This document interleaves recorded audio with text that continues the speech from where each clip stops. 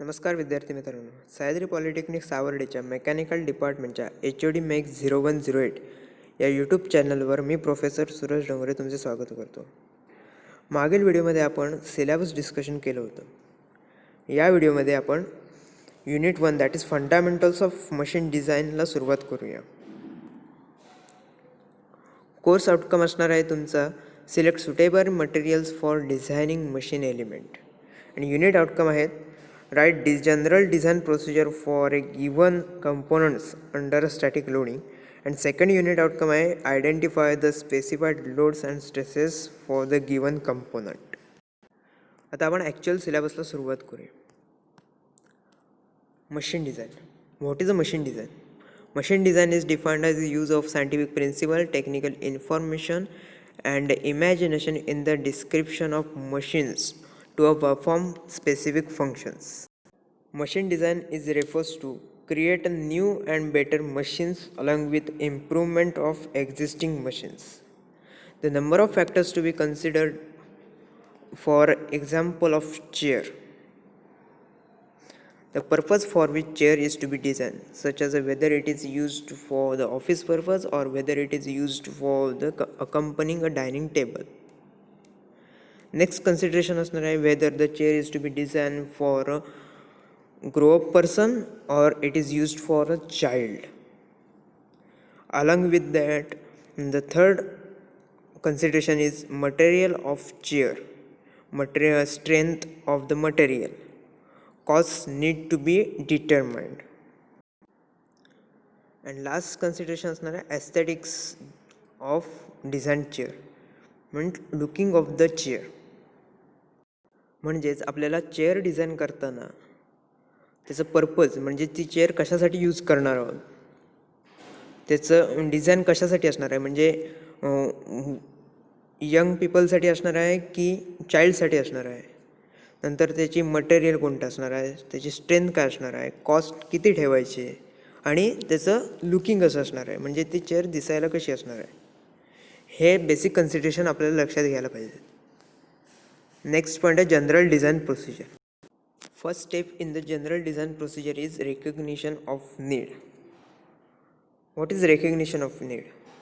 First of all, understand the problem for which you have to design a component, that is purpose of making design.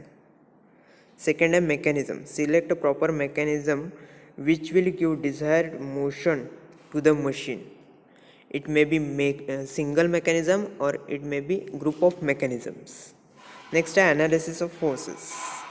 Find the forces acting on each member of a machine. It means that we have to find out all the forces applied on each and every component of the element or a machine. Fourth point is material selection. Select the most suitable material for each member. Fifth point is design of machine element. Find the size of each member by considering forces acting on a member and find a permissible stress value for the selected material from the design data book. Sixth step is modification. If the modification is possible in the design, then modify the size of member to reduce overall cost of the production. म्हणजे production cost reduce करण्यासाठी जर modification होत असेल तर ते करावं. Next आहे detail drawing. Draw detailed drawings of each and every component and assembly with a complete specification of manufacturing process suggested. म्हणजे सर्व डिझाईन सिम्बॉल्स आणि नोटेशन वापरून कंप्लीट डिझाईन बनवणे. म्हणजे जे मॅन्युफॅक्चरिंगसाठी रिक्वायर्ड सिम्बॉल्स असतात ते सगळे आपल्याला डिटेल्ड डिझाईन ड्रॉइंगमध्ये वापरावे लागतात. लास्ट आहे production. Each component is manufactured according to the drawings and specification of the design. Just manufacturing of the product. Next point is general design consideration. First, type of externally applied loads and stresses induced in a machine component. If the loads are applied on a component, then component tries to resist these loads. due to which internal stresses are induced in a component. Therefore, from designer point of view, understanding of load is very important. Second consideration is mechanism, that is motion of parts or kinematics of machine. Successful operation of any machine is depends upon the simplest arrangement of the part which will give required motion. The arrangement is simple, then the working of machine is easier. Third consideration, selection of material.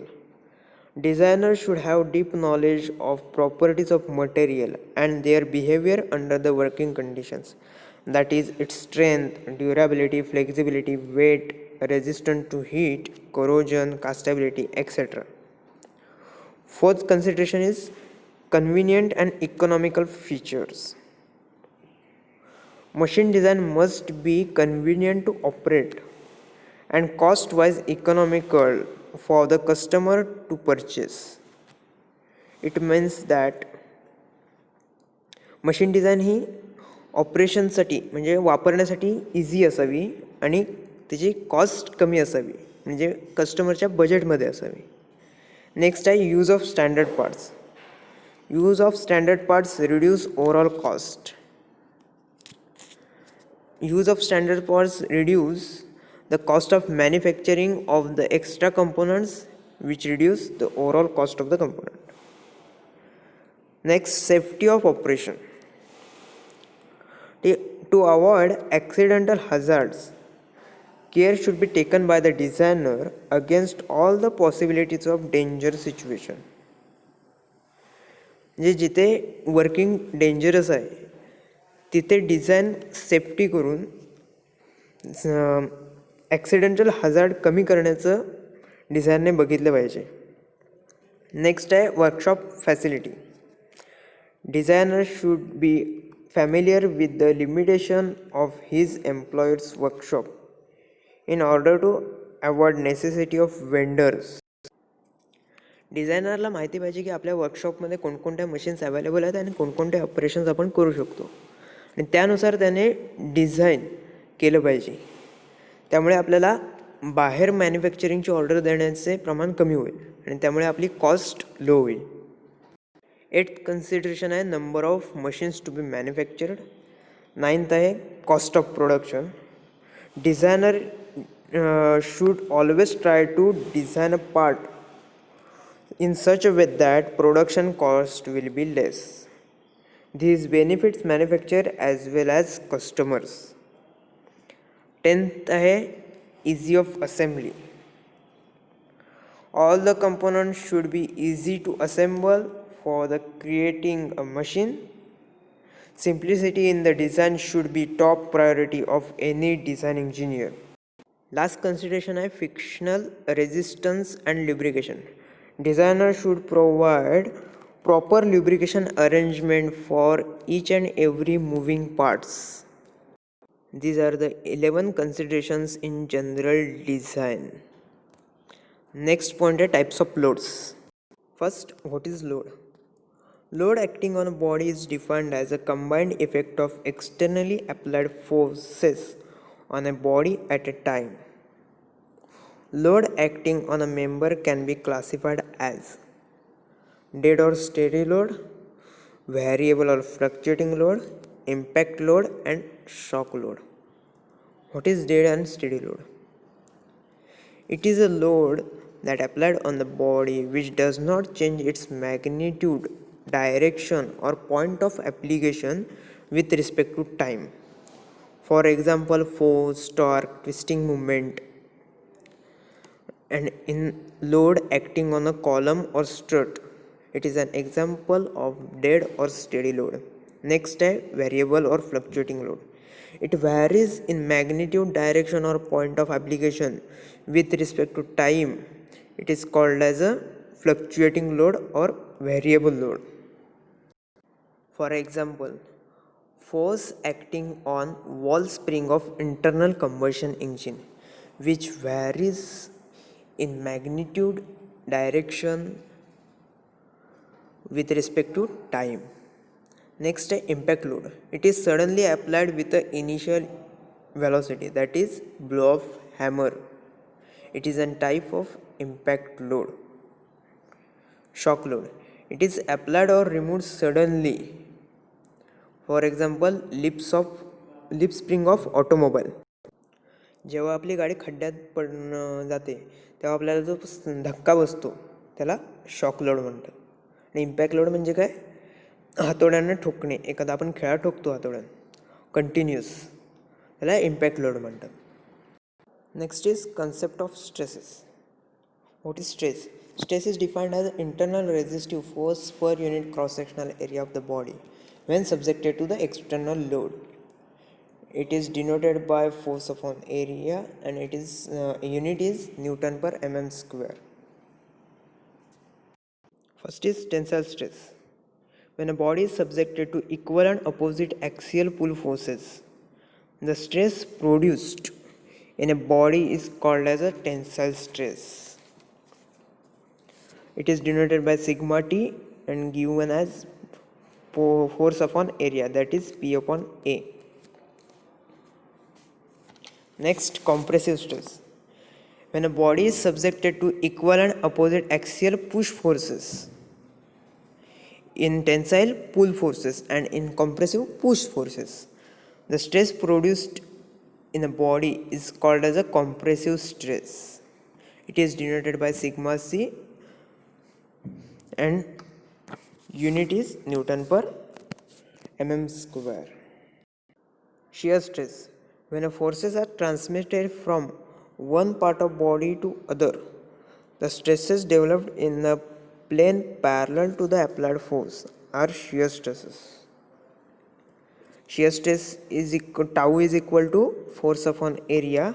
Here area is a surface area. In tensile and compressive stresses, the area is cross-sectional area. The force upon area is a single shear and force upon twice of area is double shear. Next one is stress strain diagram for a ductile material. Figure shows the relationship between the stress strain having a uniform cross-sectional area is subjected to the gradual increasing tensile load up to the fracture. Here is a specimen of a mild steel which is ductile material. This tensile stress test is carried out on a universal testing machine, that is UTM. आपण आता one by one प्रत्येक steps बघूया stress strain डायग्राममधल्या. First आहे proportional limit. In a stress strain diagram, distance O to A represents the straight line. It means that stress is directly proportional to the strain, which obeys Hooke's law. Therefore, the region is called as a proportional limit and point A is called as a limit of proportionality, which is shown in the diagram. O to A point का असणार आहे? तुमचे straight line असणार आहे, that is proportional limit आणि stress is directly proportional to strain आणि obeys Hooke's law. Next point आहे elastic limit B. If the tensile load applied is gradually increased from point A up to point B, then we observe that beyond point A, stress-strain relationship no longer remains straight, that is linear. It deviates from straight line and shows a non-linearity from point A to point B. Point B is called as the elastic limit up to which specimen possesses elasticity. That is, when we remove load, specimen regain its original size and shape. Third is upper yield point, that is point C. If we increase tensile load beyond point B, will lead the formation of creep, which making the specimen to be plastic. After elastic limit, specimen enters into the plastic region. During this stage, the strain increases as faster rate even without a small increase in the load. Hence, the stress. This process continues till point C. Therefore, point C is called as the upper yield point and stress corresponding to point C is called as upper yield stress. Next is lower yield point D. If the tensile load is further increased beyond point C by a very small amount, then the stress strain curve drops to point D, indicating process of yielding. Therefore, point D is called as lower yield point and corresponding stress is called as lower yield stress. Next is ultimate stress, point E. If load increases beyond point D, there will be the increase in stress along with the increase in strain up to point E. Therefore, a rise in a stress strain curve is observed between the point D and point E. Point E is called as ultimate or maximum load point in a stress strain diagram for a ductile material. The value of stress at point E is a maximum and therefore stress at point E is called as ultimate stress. Due to increase in strain between the point D and E, cross-sectional area of specimen decreases. Last is breaking stress F. During point D and E, cross-sectional area of specimen decreases uniformly, and at point E, we observe neck formation in specimen. At this point, stress required to break away specimen is very low and even less than maximum stress. Therefore, the stress strain curve falls down from point E to point F. As the elongation continues, cross-sectional area of specimen becomes smaller and smaller, and ultimately the specimen broken at point F into two pieces, showing a cup cone type ductile fracture. Point F is called as a breaking point and corresponding stress is called as breaking stress. This is stress strain diagram for ductile material and various points on a stress strain diagram. Next is stress strain diagram for a brittle material. Figure shows a relationship between stress and strain when the brittle material is subjected to the tensile test. Brittle material fails at a relatively low strain than ductile material. Consider a specimen of material like cast iron subjected to the load. It will be observed that stress is directly proportional to strain from point O to point A. It means that there will be the continuous elongation. If it is loaded within this limit, this is called as a proportional limit or limit of proportionality. In this type of material, the elastic limit lies above the proportionality limit. The elastic limit is O to Y and proportionality limit is O to A.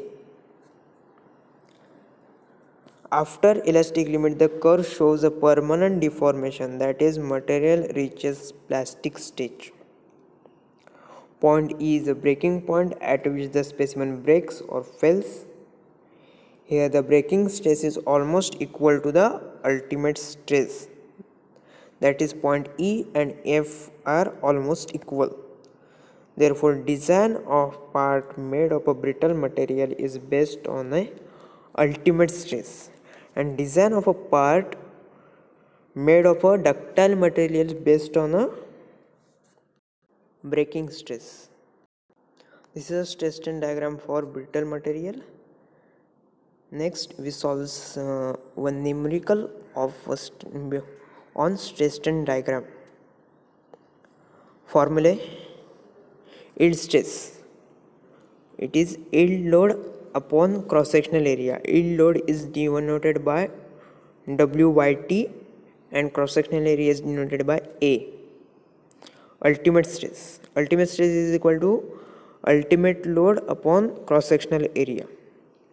Ultimate load is denoted by WUT and cross-sectional area is denoted by A. Then percentage reduction in area, that is equal to original area minus reducted area divided by original area into 100. percentage of elongation is equal to increased length minus original length divided by original length into 100. आपण एक numerical बघूया. A mild steel rod of 12 mm diameter, initial diameter is given, was tested for the tensile strength with a gauge length of 600 mm. Initial length is given, L is equal to 600 mm. Following observation were recorded. Final length is equal to 800 mm. L1 is given, 800 mm. Final diameter D1 is given 7 mm. Yield load WIT is equal to 4 kilonewton. Ultimate load WUT is equal to 6 kilonewton. Then calculate yield stress, ultimate stress, percentage reduction in area and percentage elongation. We see given data first. D is given 12 mm, L is given 600 mm, L1 is given 800 mm, D1 is given 7 mm. Yield load 4 kilonewton, which is equal to 4 into 10 raised to 3 newton. Ultimate load 6 kilonewton, which is 6 into 10 raised to 3 newton. We have to calculate yield stress, ultimate stress, percent reduction and percent elongation. First we have to calculate original area. Area formula is pi by 4 d square. आपल्याला original diameter दिला आहे 12 mm, म्हणजे pi by 4 into 12 square that is equal to 113.09 mm square. नंतर आपण yield stress calculate करणार. Yield stress म्हणजे काय, yield load upon area. Yield load दिला आपल्याला 4 kilonewton म्हणजे 4 इंटू 10⁻³ न्यूटन डिवायडेड बाय 113.09 म्हणजे आपण जो ओरिजिनल एरिया काढला तो that is equal to 35.37 newton per mm square. आपल्याला यील्ड स्ट्रेस मिळाला 35.37 न्यूटन पर mm स्क्वेअर. आता अल्टिमेट स्ट्रेस काढूया. Sigma UT is equal to WUT upon A. Load दिला आपल्याला 6 into 10⁻³ newton divided by 113.09 same area is equal to 53.05 newton per mm square. Next आहे reduction in area. Reduction in area काढण्यासाठी आपल्याला काय काय लागतं फॉर्म्युलामध्ये बघा. ओरिजिनल एरिया आणि रिडक्टेड एरिया. आपल्याला ओरिजिनल एरिया आपण काढलेला आहे 113.09 mm स्क्वेअर आणि रिडक्टेड एरिया काय आपण त्याला काढायचं आहे. तो कसा असणार आहे पाय बाय 4 D1 स्क्वेअर. आपल्याला रिडक्टेड डायमीटर दिला आहे 7 mm म्हणजेच रिडक्टेड एरिया काय होणार आहे 38.48 mm square. therefore reduction in area A minus A1 divided by A, that is original area minus reducted area divided by original area into 100. म्हणजे आन्सर काय येतं 65.97% reduction in area. Percent elongation L1 minus L upon L1. L1 म्हणजे काय elongate length minus original length divide by elongated length into 100. That is 800 minus 600 divided by 800 into 100 is equal to 25%. Sorry. Finally answers. Yield stress is equal to 35.37 Newton per mm square. Ultimate stress is equal to 53.05 Newton per mm square. Percent reduction in area is equal to 65.97% and percent elongation is equal to 25%. आपलं next point आहे factor of safety that is FOS. Factor of safety is defined as a ratio of maximum stress to the working stress. In case of ductile material, factor of safety is calculated by yield stress divided by working stress, and in case of brittle material, factor of safety is based on ultimate stress. Next are factors to be considered while selecting factor of safety. reliability of property of material and change in this property during service. Second point is reliability of applied load. Next, no doubt about exact type of failure, extent of initial stresses set up during the manufacturing, extent of loss of life if failure occurs. These are the factors considered while selecting factor of safety. Okay, that's the end of the lecture. Thank you.